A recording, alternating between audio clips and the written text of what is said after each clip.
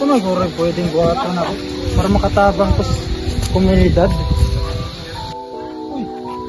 Daw sa man tanong man ni oy, wala man ni pulos.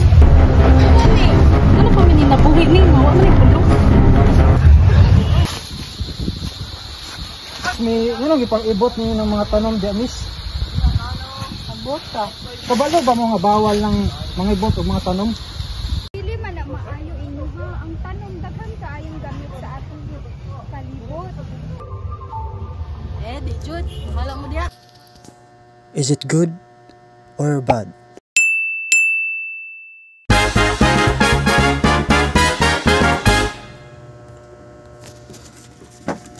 Ang pagputol o pag-alis ng mga puno at halaman, mabuti nga ba ito o hindi? Alam niyo ba na ang mga puno at halaman ay may napakahalagang papel sa ating komunidad? Mula sa sariwang hanging ating nilalanghap hanggang sa pagpigil ng mga sakunang tulad ng pagbaha at pagguho ng lupa.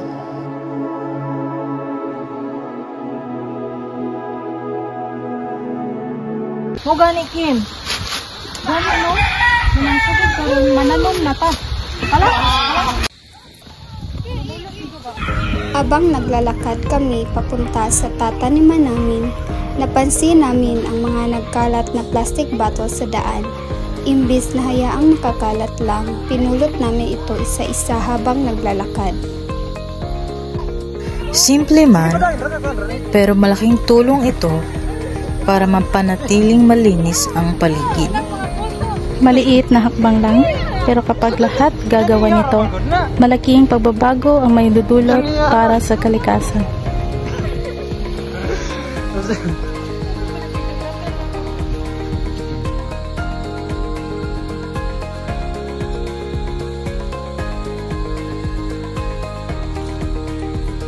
Yes, when we plant, we're showing care for others.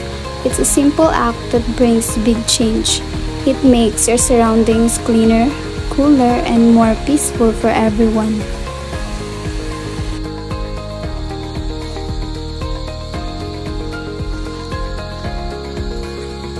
Doing good for the community starts with small actions like this. One tree may seem small, but together, our efforts can create a greener and better place for all. Let's keep planting and keep caring. Planting trees isn't just about helping nature, it's about helping our community too. Trees give us clean air, shade, or a place where people can relax and connect.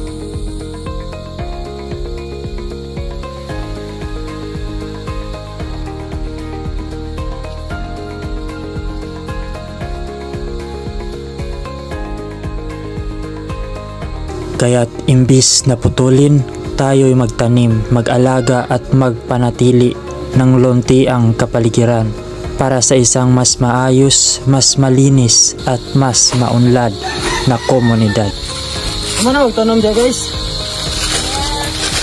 Yes! Yo, nakita ko magbasura dito guys. Asan yung nilagay?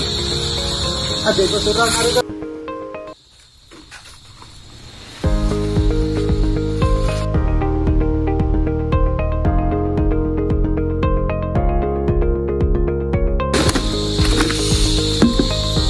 Grabe atong nabuhat ka rin no, nakatanong pa ta, nakakulikta pa kag basura. Sakto kayo.